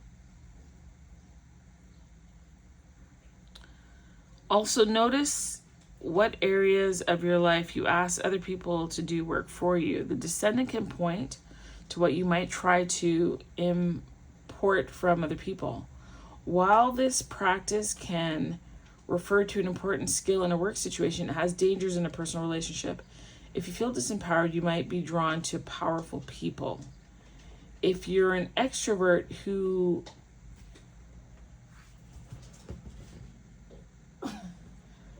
sorry, that was my dog. Where are we?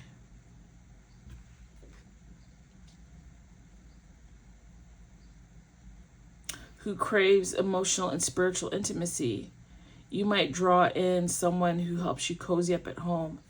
You know, it's interesting that these are the cards. Drake has no boundaries. Kenny has boundaries. That's what set this shit off. And a lot of us perhaps don't have boundaries, right?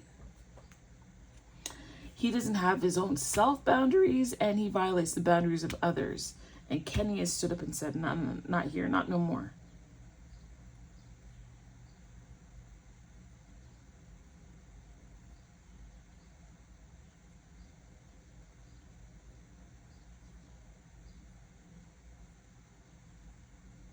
It's wonderful when others can help you develop later characteristics within yourself. But if you ask them to do this work for you and they leave, there goes your resource. If you see them only as an extension of yourself, you can't really see them. When you develop your own resources, you can see others as whole beings with their needs and gifts. So my interpretation of this is that he is seeing that. It's not that he's not. It's not that he has this difficulty. He might have had this difficulty before, right? But it would seem that the work has been done. And so the gift of this is that through whatever self-work Kendrick has done,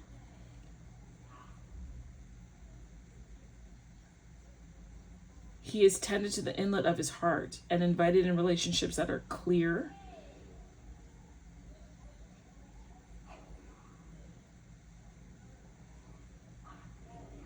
one second, I just need to make sure that's not my dog. Sage?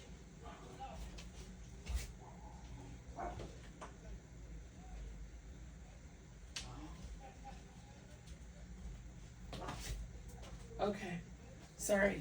I heard two dogs outside really growling. I just wanted to make sure my dog wasn't involved. Sounds like they're about to fight. All right. Where was I? Nurturing. Yeah, so he's invited in relationships that are clear, healing, nurturing, self-responsible, and encouraging of mutual evolution. Do you, man, this has been, I gotta read for myself because Spirit is really coming through in a very, very strong way, and I'm grateful for it. And imagine the 3747, again, this reflecting, this mirroring. This is beautiful. This, wow, way to go, God, way to go. I'm gonna pull some cards for us as the general public just watching what we need to do. Oh, those fell, hold on.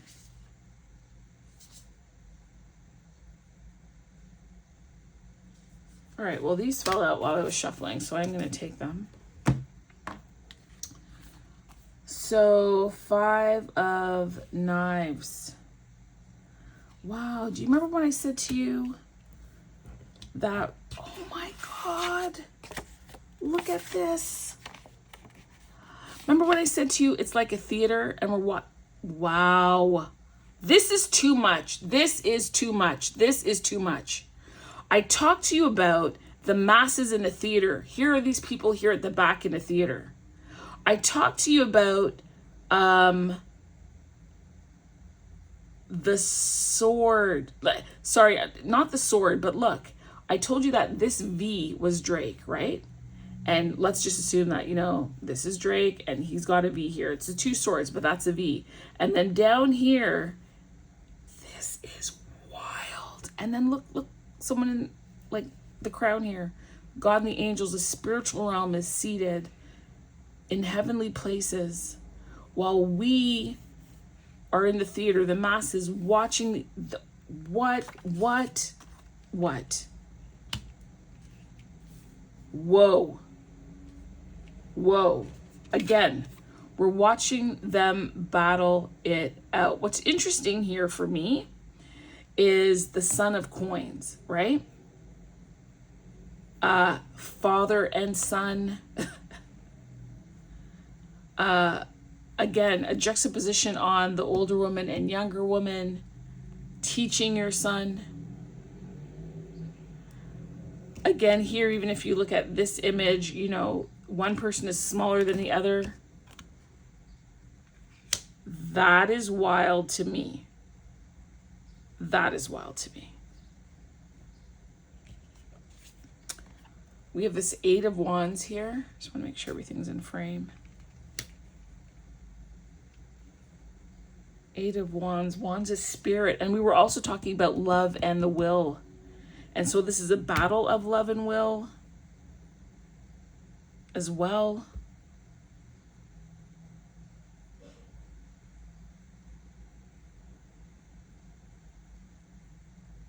I would even go so far as to put will here and love here, because that's what I heard.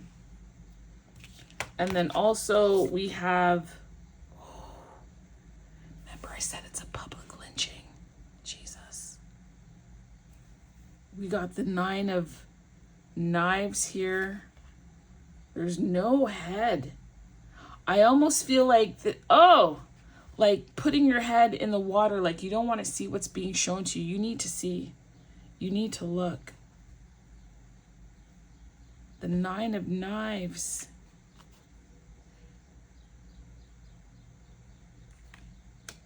The Son of Coins and the 10 of Coins, which is interesting because the 10 of Coins is, I mean, that's the ultimate, right? That's where we want to go. We want the family together. We want,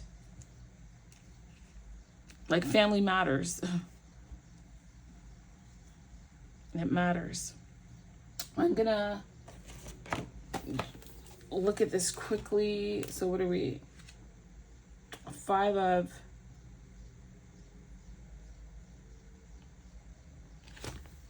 like this card here. 1, 2, 3, 4, 5, 6, 7, 8. Wow. Okay. All right, so this is about being aligned and moving in the direction that you want to go. She's dancing across the road with balloons in hand. See, this is a reminder to strike while the iron is hot, to pay attention to everything that comes your way. There is a ring of divine timing to this card. See, I told you, Jesus, what is happening? I told you about the spiritual divine timing, and also in connection with the star card here. It indicates that an action is gaining momentum thanks to discipline and dedication and sharing your gifts with the world. So I want you to look at what your gifting is. I want you to take some time and sit with yourself and ask what it is that you need to be doing. What is your purpose? What do you need to be pursuing? Where did I write that? Where are you in your life? What are your dreams? What are you doing to make them happen? Right now, there is such a momentum, a force that is happening spiritually that you need to access it. This evening, I want you to take time for the remainder of July, or however long you need to sit in silence, to ground. If you're in a safe space, to go outside and ask God for wisdom while communing with the nature that has been created for you. And if you can't go outside, if you're not in a safe neighborhood, then look out your window. This is about alignment with the universe, travel, protection, spiritual quest.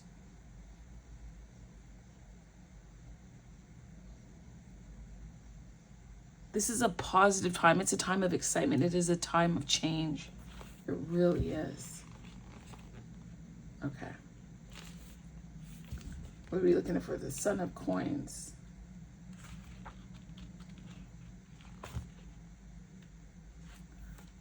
What? Hold on.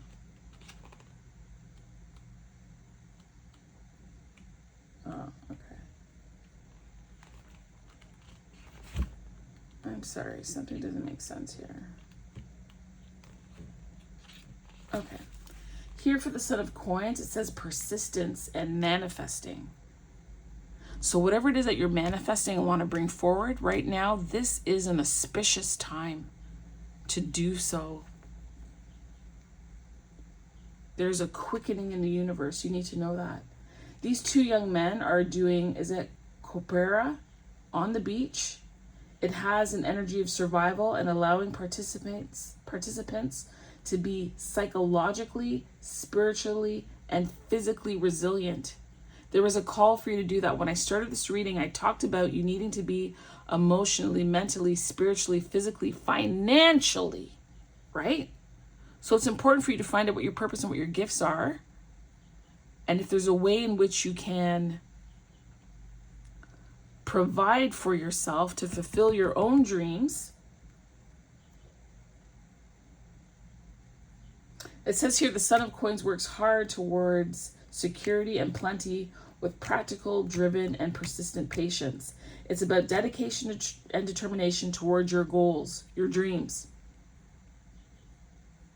But not putting your life or yourself on the back burner in the process. And sometimes that's so super difficult.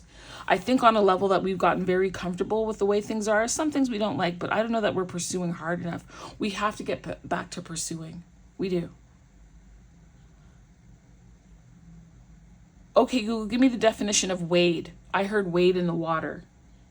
Sorry, I didn't understand. Okay, Google, what is the definition of wade? W-A-D-E. Here's the definition of wade: walk with effort through water or another liquid or viscous substance. Yeah, like to keep pursuing, because I heard wade in the water. This is about ambition, solid goals, being grounded. I talked to you about going outside and looking at the stars already.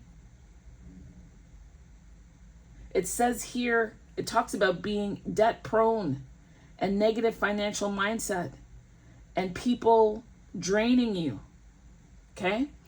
It's saying here to align that you should do Pilates and yoga. Now, let me say this.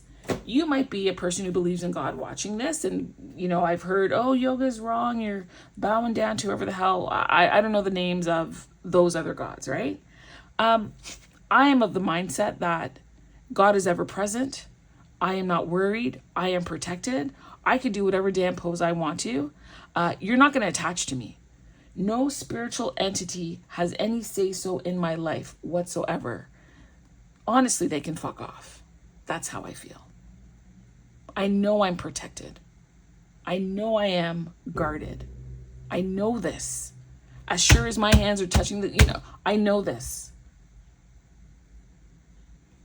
So I'm reading to you what it says that you can do. Let me go back to this Eight of Wands and see what it said, if anything there. No, okay. Eight of Wands, it says to explore or visit a new city, because there could be something there for you.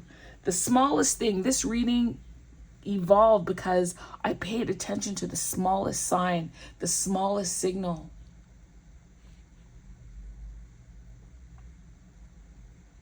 All right, let's go to the Five of Knives.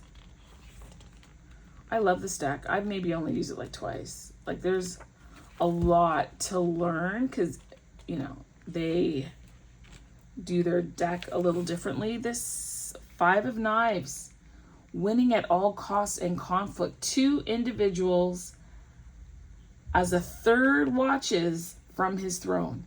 In this fight, there are no winners. Not even the person on the throne has gained. Onlookers watch in fear, enjoyment, and sorrow. The Five of Knives warns you not to get so lost in battle that you forget what you're fighting for. The chaos stems from a lack of communication. The Five of Knives asks you to pick your battles. Many battles are rooted in inequitable systems and lies of scarcity created by those who benefit from fighting among ourselves. Any pain that individuals inflict on each other is rhythmically mirrored. Stop acting in your own self-interest, make a different choice, and drop your swords. Expand your sense of self, see the larger view on who you are. I already said that. Our self is our neighbor, our self is the world, our self is the universe. I alluded to that earlier. So in the Yang, conflict resolution, making amends, confrontation of evil and exposure, treachery, and virtuous wrath. And so that's what this is. This is a outpouring of an ancestral and a virtuous and a divine wrath. Don't get it twisted. It's not about two men. It's not about two men fighting in the ring. But it's amazing to me how this imagery came out to support what I was saying. Because if you don't deal with this and leave it, because to me, there's no way to kumbaya this. We talked about exposing the truth and how your research has formalized curiosity. And now we're only now starting to scratch the surface of this thing, and we cannot stop. You're not going to make surface peace. That's not what this is calling for. It's calling for a very real understanding. It doesn't mean that there has to be a meeting of the minds. And where is it? Number 47 doesn't even mean that Drake or the Drakes of the world or people like Drake, because we all got one in our lives, right? Have to accept what we're saying. For him, that's his lesson. For you, it's not. You got to know when to pick your battles. There's a time to have war and there's a time for peace. And you need to trust yourself to know when, how, and where, and rely on that wisdom and get new vision. And allow that information to come into you and seek God. Seek nature. The smallest things will give you the insight that you're looking for. Okay. This one here, this Nine of Knives with the decapitated head. Lord. So it says here, anxiety and depression. A man chooses to bury his head. Oh, that's a couch? Oh, yeah, it is. Can you see that? A man chooses to bury his head in his couch. He's suffering from hopelessness, fear, anxiety, and despair. And did we not hear earlier with the 3 from Google about how it's 3 days, 3 hours, 3 minutes? That's incredible.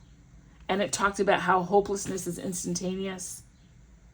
With his head covered, he cannot see that he is protected and safe, that he is vital and needed, that he is worthy and deserving of a whole life. This card speaks to allowing negativity to embody your whole existence, and how living in that negative emotional space leads to feeling overwhelmed, stressed, and unhappy. Although you may feel helpless to transition to a better space, that could not be further from the truth. The Knight of Knives reminds you that you matter and you're worthy of thriving. So this is a message for everybody. Like, even if you're going through a difficult time, even if you feel you don't have family, friends, or support, universally you're supported. Like, know that and find a way to connect with that spiritual element in your life. Okay?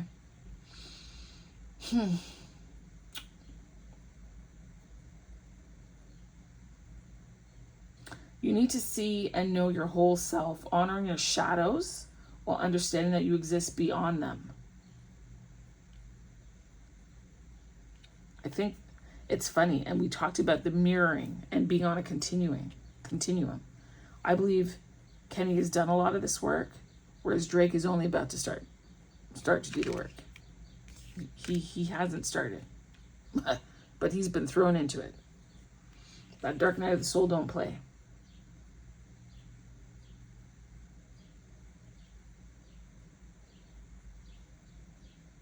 It says, find where you're holding on to the feeling of guilt, shame, and self-loathing. Take steps to affirm your value to yourself. Your shadows are part of you. They're not all of you. And that's why I said there needs to be a melding, right? Like we get caught into this, good and bad. And yes, there is that. But you need to amalgamate it, because if you deny or ignore that part of you, it'll come back. It'll raise its head with more and more fervor. You need to acknowledge and resolve it. Find out where the root of it came from. Why is it here?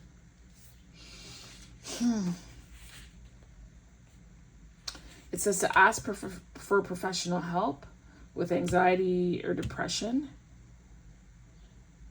and to restore hope. It's also saying here that it is darkest before the dawn, and there's mental anguish, remorse, guilt, and regret. If you have any, deal with it. Get some professional help. There's nothing wrong with it. There's nothing wrong with seeking a counselor. Seek someone who's qualified, by the way. Don't be one of those church folk where, oh, well, I can only deal with somebody in the church. No. If they don't know what they're doing, they'll just mess you up more, okay? You need somebody proper. You can find good Christian counselors if you want, or, whatever faith you practice, you can. Okay? Because the goal is to get on the other side. Right? And this 10 of coins, that's where joy lives. That 10 of coins to me is wholeness and happiness and completion. Hold on, where it is. 10 of coins. Where am I?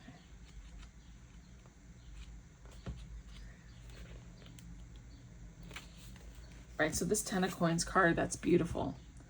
And it's about generational wealth, financial security. A family gathers together, cowrie shells strung above their heads. The family has everything they need, and there is more than enough to go around. The 10 coins comes with comfort of knowing that you are held. The card represents complete earthly and material success, but the card also carries a warning of becoming stagnant and complacent. Worldly wealth is not the be all and end all. And that's what we talked about here. It's not the end all and be all. You got to remember that. Like, take Drake and Kendrick as avatars. Avatars. Right? Oh. Avatars, examples.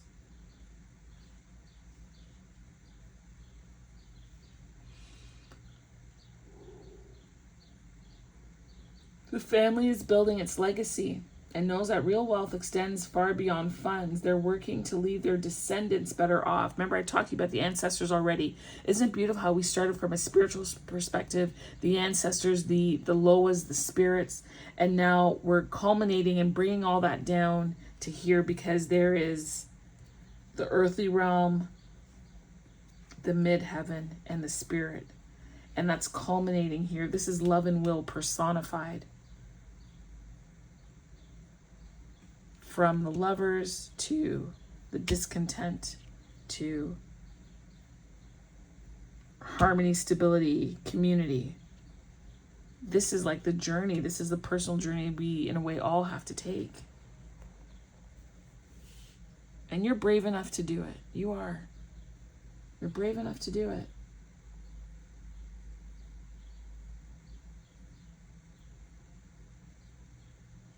Because you are rejecting the roots